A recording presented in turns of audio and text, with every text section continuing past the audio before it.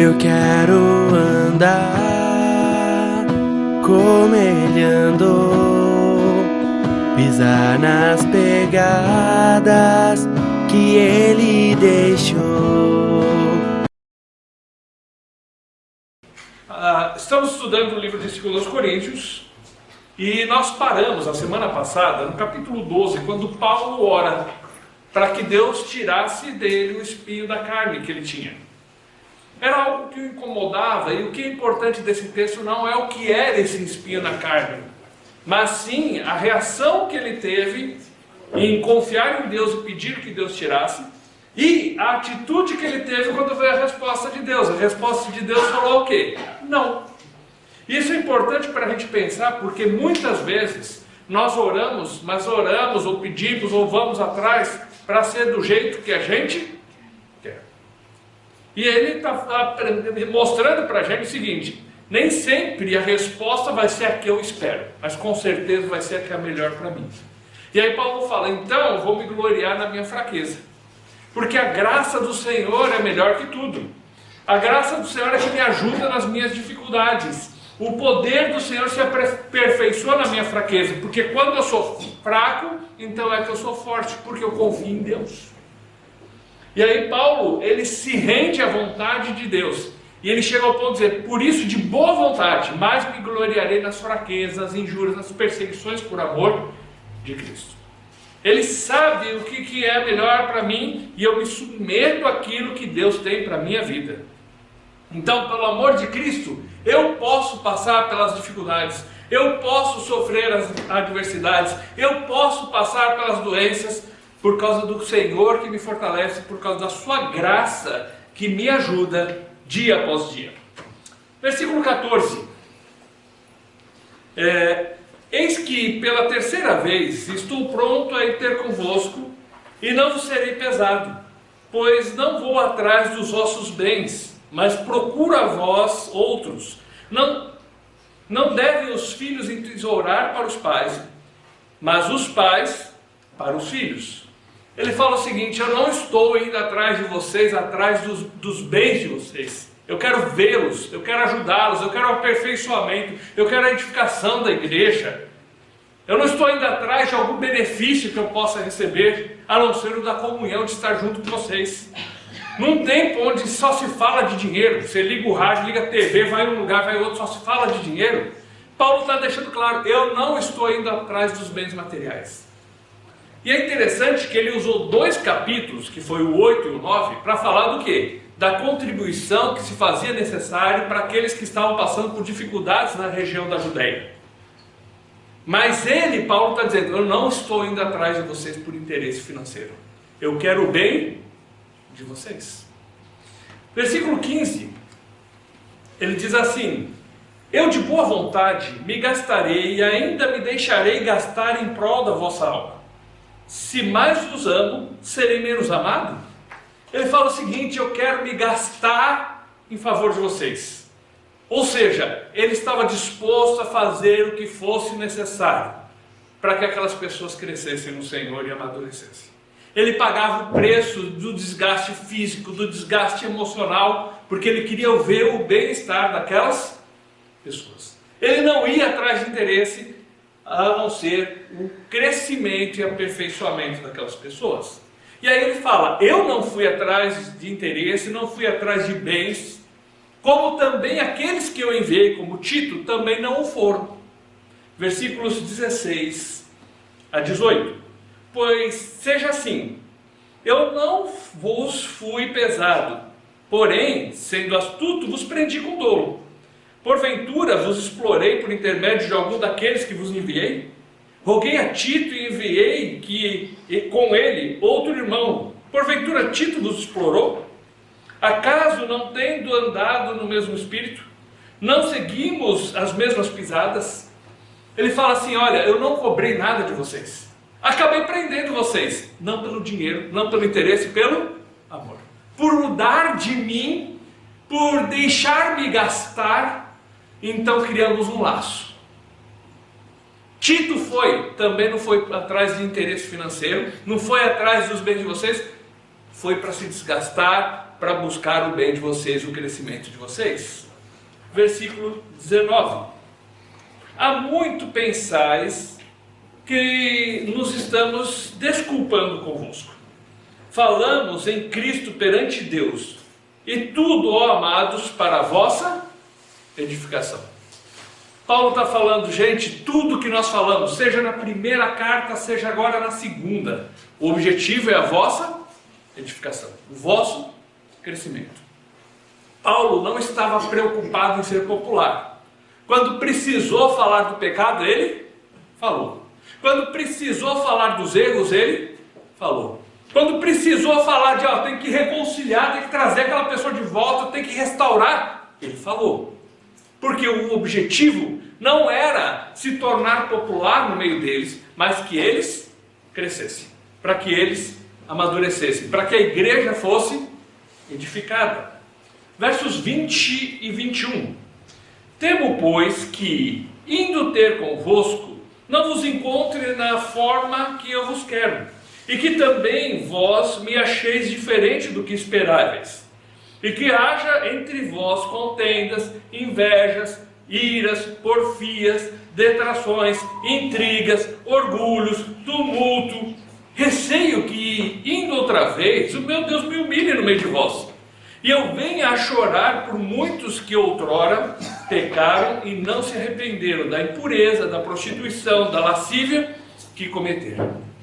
Ele chega e fala assim, gente, eu gostaria de encontrar vocês bem, que o nosso tempo, quando eu chegar aí, fosse um tempo de amizade, de comunhão, e não um tempo onde eu preciso tratar as brigas que estão no meio de vocês, as divisões que aparecem, um irado com o outro, um processando o outro, intriguinhas, eu sou de Paulo, eu sou de Apolo, como aconteceu na primeira carta que ele cita. Eu queria ver vocês em alegria, e não chorar por causa dos vossos pecados. Eu queria tê-los em tempo onde nós vamos rir no Senhor e não chorar por causa da impureza, ou por causa da prostituição, ou por causa da libertinagem que vocês estão fazendo. Então, em vez de eu ir e ter que tratar o pecado e dar bronca, vamos corrigir nossos erros antes, para que o tempo que nós vamos ter juntos seja um tempo de alegria, não de tristeza. Um tempo onde vamos compartilhar do que Deus fez em nós, em vez de ficar tendo que resolver as coisas que nós não deixamos Deus fazer nas nossas vidas. Então, o objetivo é edificação.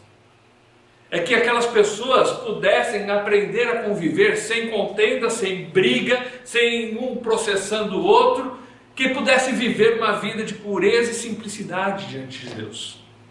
Lembra que ele cita nessa carta aqui, que ele temia que algumas pessoas, por causa dos seus pensamentos, se afastassem da simplicidade que há em Cristo Jesus? Muitas vezes nós acabamos indo atrás de muitas coisas e relativizando muitas coisas que Deus cita como claras, e acabamos nos afastando de Deus por causa dos erros, do pecado, ou por causa do nosso orgulho de querer saber alguma coisa nova ou falar alguma coisa nova, e nos afastamos da simplicidade que há na pessoa de Jesus Cristo. Capítulo 13, os versos 1 até 5, ele fala assim: essa é a terceira vez que eu vou ter convosco. Por boca de 2 ou 3 testemunhas, toda a questão será decidida. Já o disse anteriormente e torno a dizer, como fiz quando estive presente pela segunda vez, mas agora, estando ausente, o digo aos que outrora pecaram, e a todos os mais que, se outra vez for, não vos pouparei. Posto que buscais prova de que em mim Cristo fala, o qual não é fraco para convosco, antes é poderoso em vós. Porque de fato foi crucificado em fraqueza, contudo vive pelo poder de Deus. Porque nós também somos fracos nele, mas viveremos com ele, para vós outros pelo poder de Deus. Examinai-vos a vós mesmos, se realmente estáis na fé. Provai-vos a vós mesmos. Ou não reconheceis que Jesus Cristo está em vós? Se não é que estáis reprovados. Ele falou o seguinte, gente, à luz de tudo que estamos vendo, estamos terminando a carta, já a segunda. Em vez de precisar eu ir aí corrigir-vos, por que nós não podemos examinar as nossas próprias vidas, olhar para a gente e ver se a gente está sendo aprovado diante de Deus?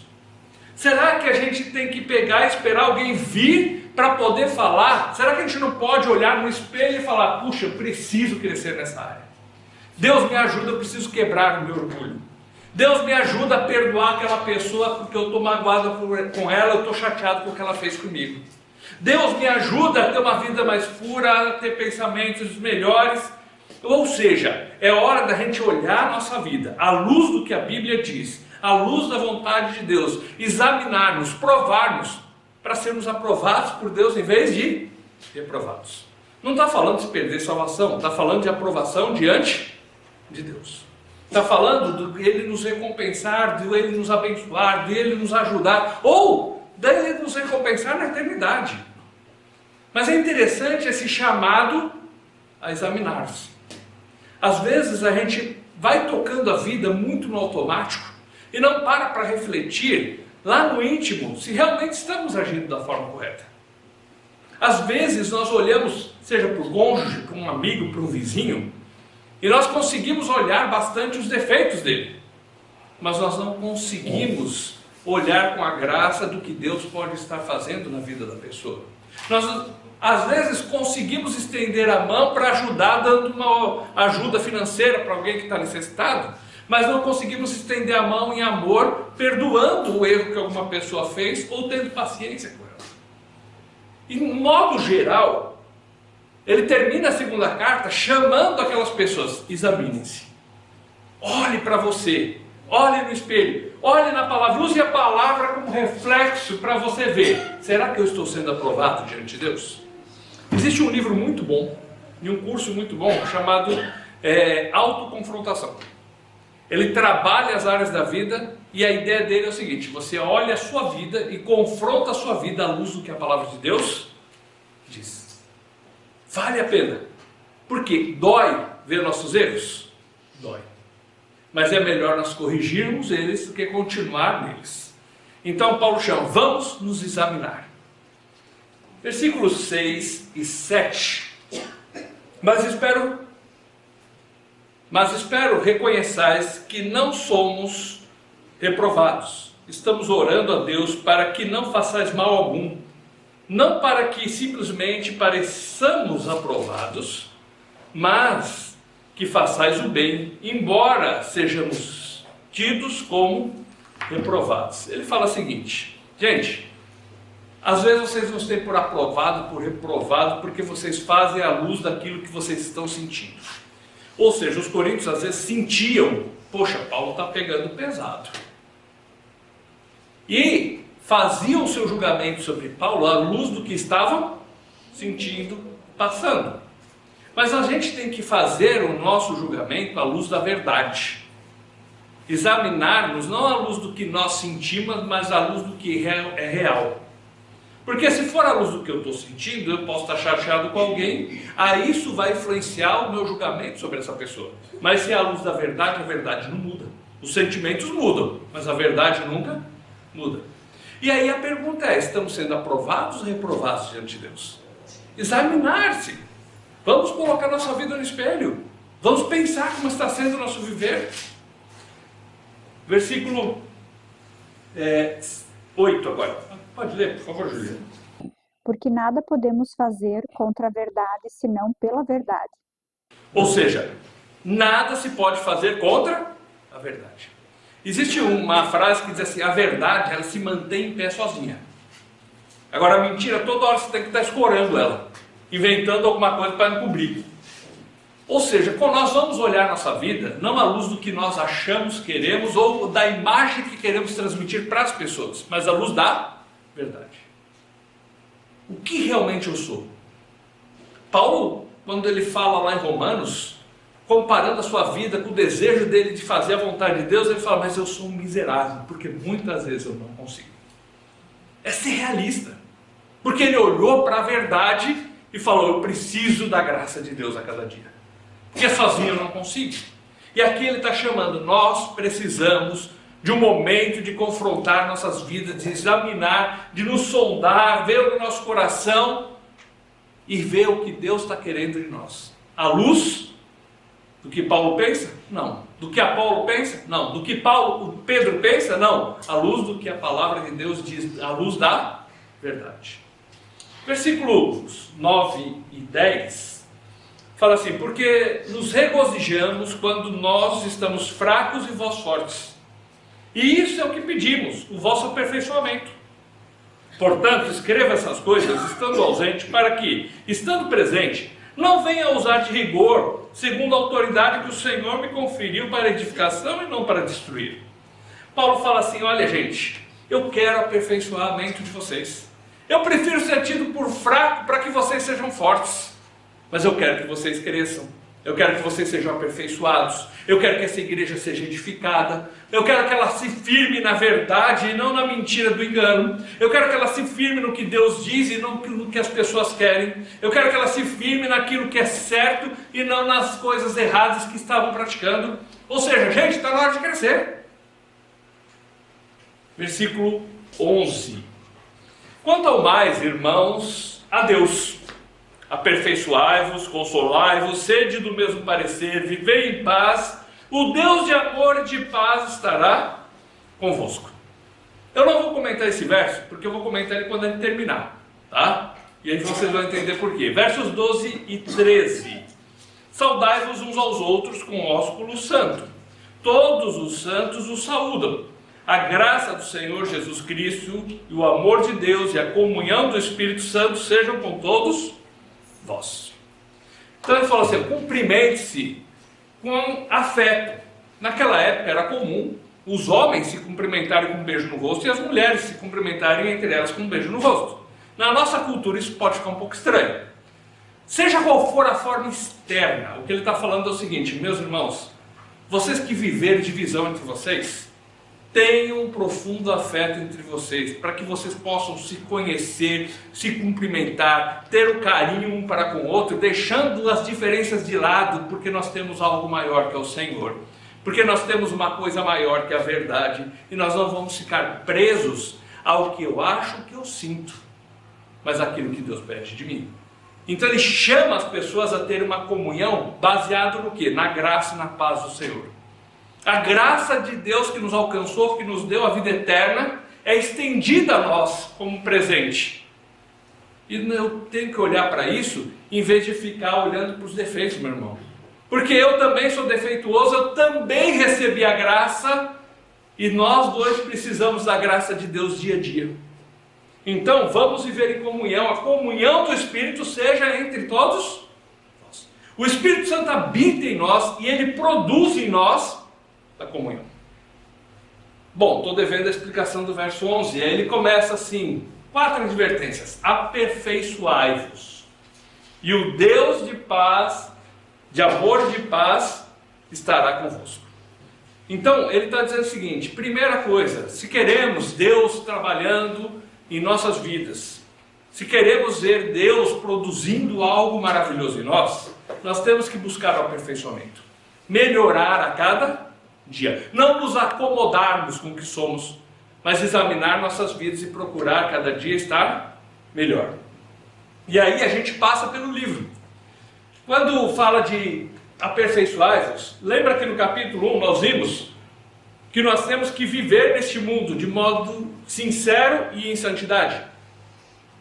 Então é aperfeiçoamento. Eu vou viver em sinceridade e em santidade. Também pensando no aperfeiçoamento, nós vimos ali, no final do capítulo 2, capítulo 3, que nós somos o bom perfume de Cristo. As pessoas têm que sentir em nós o aroma agradável do Senhor. Eles têm que sentir em nós aquilo que exala, que vai trazer a eles a paz, a diferença, que eles vão olhar para nós e querer estar perto por causa daquilo que Cristo fez nas nossas vidas. Eles vão sentir não o meu cheiro, o cheiro de Cristo. Também nós somos a carta de Cristo. As pessoas nos leem dia a dia. E qual a mensagem que elas estão lendo? Um Valdir orgulhoso, arrogante, que acha que é melhor que os outros? Alguém que está fazendo o que é errado, as pessoas veem, olha o que esse cara está fazendo. Ou eles estão lendo a carta e falam assim, puxa, tem alguma coisa diferente aqui. E eu quero entender essa mensagem. O Senhor quer escrever nas nossas vidas uma carta de amor e de transformação para que o mundo leia e veja, esse Cristo transforma vidas. Também nós somos transformados dia a dia, conformados à imagem de Cristo. Isso é o aperfeiçoamento. Dia a dia eu vou melhorando e parecendo mais com Jesus. Também a gente viu que nós devemos neste mundo, aí no capítulo 4, andar em integridade. O aperfeiçoamento vem o quê? Eu procuro agir de uma forma íntegra, seja diante de Deus ou diante dos homens. Também a gente viu que a gente vai rejeitar as coisas vergonhosas desse mundo. A gente não vai andar com astúcia, a gente não vai adulterar o que a palavra de Deus diz. Hoje é tão comum as pessoas mudarem os textos da palavra para a sua conveniência. Nós não pregamos a nós pregamos a Cristo. Não pregamos a placa de uma igreja, pregamos a Cristo. Também a gente viu que a gente tem que viver em humildade. Por quê? No vaso aqui é de barro. O esplendor é o conteúdo, é Deus habitando em nós, no Espírito Santo, e essa luz que deve brilhar. Agora o vaso é um Valdir defeituoso que dia a dia tem que lutar contra o pecado, que deve procurar melhorar a cada dia. Eu tenho que reconhecer isso, eu tenho que examinar minha vida, eu tenho que ter consciência da minha condição. Agora o que faz a diferença? Não é o Valdir, é o quê? É o Espírito morando em nós, Deus morando em nós e transformando o nosso viver. Isso que é precioso, não eu ou a pessoa. No capítulo 5 a gente viu, por exemplo, que somos constrangidos pelo amor de Cristo. Eu vou procurar melhorar, mudar o meu viver, agir de uma forma diferente por causa do Cristo que me salvou. Pelo amor dele, eu sou constrangido a ter uma vida diferente. Por tão grande amor, eu sou constrangido a me entregar a ele. A minha vida é dele, eu sou uma nova criatura. O verso 17 diz, as coisas antigas já passaram, isso que tudo se fez novo num outro lugar. O verso 17 fala assim, se alguém está em Cristo, é nova criatura. Somos uma nova criatura, não é a mesma. Transformados pelo poder de Deus. E aí eu penso que aquela cena do endemoniado gadareno, Cristo transforma a sua vida por completo. E as pessoas preferem os porcos do que ele. Ele quer entrar no barco com Jesus. E aí Jesus fala para ele, não, você fica e conta para as pessoas como o Senhor tem sido generoso para contigo. Aquele homem deve ter ido por todas as 10 cidades, que era Decápolis, das 10 cidades. Porque depois, quando Jesus volta, tem uma multidão. Imagina aquela pessoa chegando e falando assim, lembra da história daquele homem que vivia arrebentando as cadeias, vivia nos túmulos, vivia se ferindo com pedras, sem roupa para tudo que é lugar, atormentando todo mundo? Então, aquele homem era eu. Mas Jesus mudou a minha vida.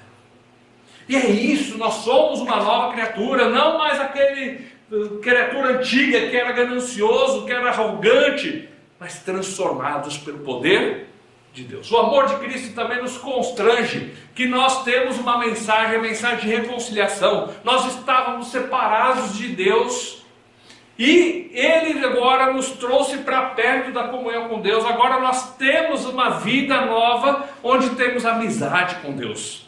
E somos embaixadores. Estamos aqui para representar os interesses daquele que nos amou e se entregou por nós. Bom, além de nós devemos nos aperfeiçoar, e o Deus de amor e paz estará convosco, também nós devemos consolar-nos uns aos outros. Consolai-vos, e Deus de amor e paz estará com vocês. Quando fala da consolação, nós vemos algumas coisas. No comecinho do capítulo 1, que nós já estudamos, fala o quê? O Pai de toda misericórdia e de todo conforto vos ajudará. Ou seja, nós temos um Pai amoroso, cheio de misericórdia, de toda a consolação, que nos ajuda nas nossas dificuldades. E nós, em comunhão, animamos um ao outro com essas verdades. Quando eu estou desanimado por um problema, seja financeiro, familiar, uma situação difícil, alguém me lembra, olha para o teu pai está lá no céu, ele é amoroso, mas ele está presente, ele é o Deus de toda misericórdia, é o Deus de todo consolo, ele pode ajudar na hora da dificuldade. Consolai-vos uns aos outros. Também a certeza de que somos participantes do sofrimento de Cristo, mas também o somos da sua consolação. Outra coisa que nós vemos nessa parte de consolarmos uns aos outros, é que no momento da angústia, seja na hora da morte, em face à morte, nós temos muitas certezas. Eu vou só puxar algumas delas, porque nós vimos muitas. Mas o Senhor vai nos ressuscitar. A morte não é o fim, é o começo de estar para sempre na presença do Senhor. Também nós vemos a certeza de um Deus que está cuidando e ouve nossas orações. Porque nós podemos orar um pelo outro na hora das dificuldades. E nós podemos passar que o corpo vai ser glorificado. Nós podemos passar pelas verdades de que Deus está presente em toda e qualquer situação. E nós poderíamos passar pelos capítulos 4 até o 10 para ver essas verdades. Falando de tudo que nós temos de certeza e por isso podemos enfrentar as adversidades. Nós temos o amparo divino. Nós temos a certeza da ressurreição. Deus se renova no nosso coração, no homem interior. O corpo se corrompe, mas o homem interior é renovado. A certeza de um peso eterno de glória que nos espera, que não dá para comparar com a leve e momentânea tribulação, angústia que estamos passando nesse momento. Nos capítulos 8 e 9, usa a ideia do consolo e do conforto através do princípio da semeadura, de eu plantar algo, plantar o amor, dando do que eu tenho, do que Deus tem me dado, para ajudar aquele que precisa. No princípio da generosidade, de ajudar aquele que é necessitado, de dar com alegria. Eu consolo o outro que está passando a angústia financeira, através da minha ajuda ali. E eu sou um instrumento de Deus para ajudar alguém que está precisando. O princípio de abundar em graça e boa obra. As boas obras não salvam, não são para a nossa salvação. Nós somos salvos pela graça. Mas Deus espera dos seus filhos, espera do seu povo, que seja um povo que pratique o que é bom, que ajude, que estenda a mão e que faça o que é certo. O princípio da recompensa que vem do Senhor. O princípio de trazer glória a Deus pelo fato de estar nos ajudando um ao outro. Além de aperfeiçoar-vos, consolai-vos, ele diz, sede do mesmo parecer. E aí o Deus de amor e de paz estará convosco. É fácil sermos do mesmo parecer? Marido e mulher concordam com tudo. A gente não concorda 100% com ninguém nesse mundo. Nem com a gente mesmo. Porque hoje você pensa uma coisa, amanhã você pode mudar de opinião. 5 anos atrás você tinha algumas convicções que hoje você pensa um pouco diferente. Então, como nós vamos ser do mesmo parecer? Então, vamos ver algumas dicas. Por exemplo, como eu vou agir com um irmão que erra? A minha atitude é em amor.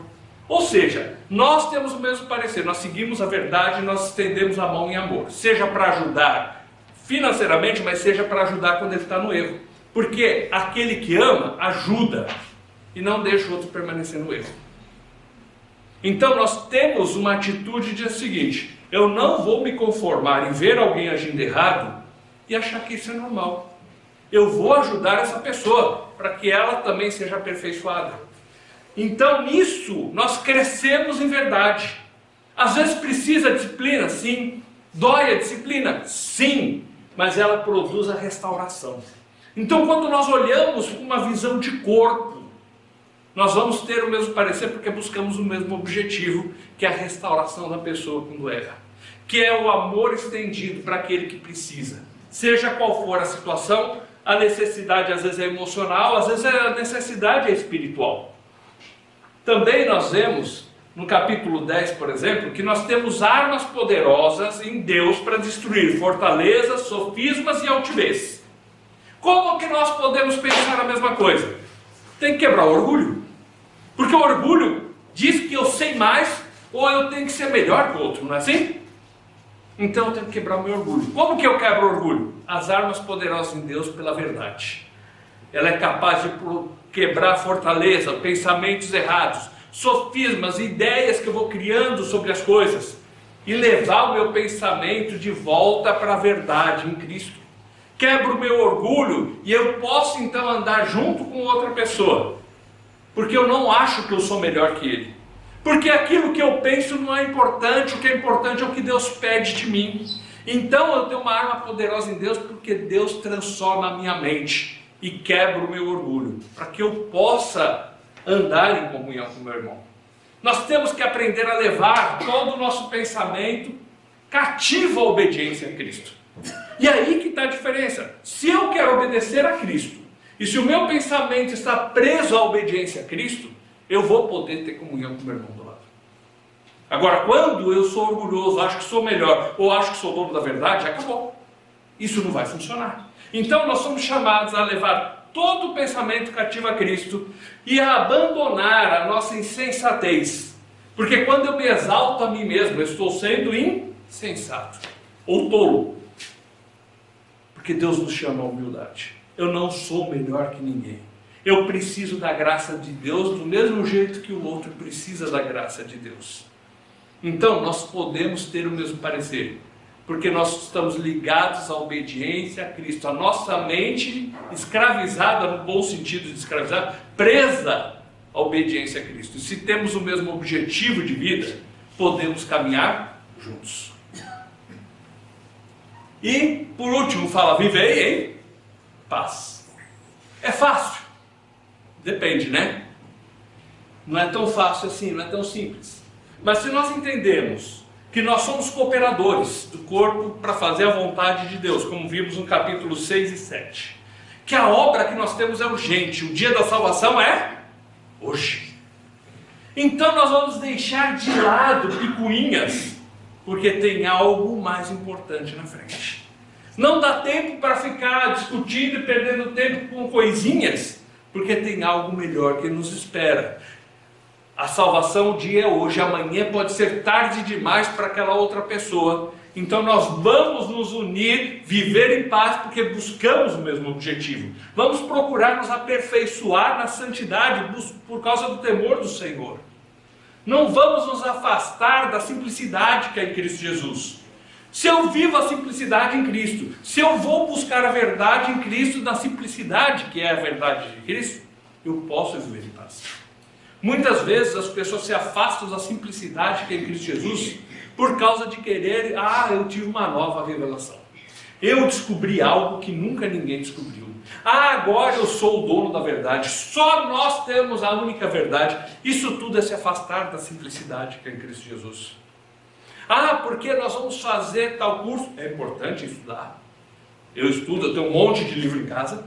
Mas a gente não pode deixar que esses estudos nos afastem da simplicidade.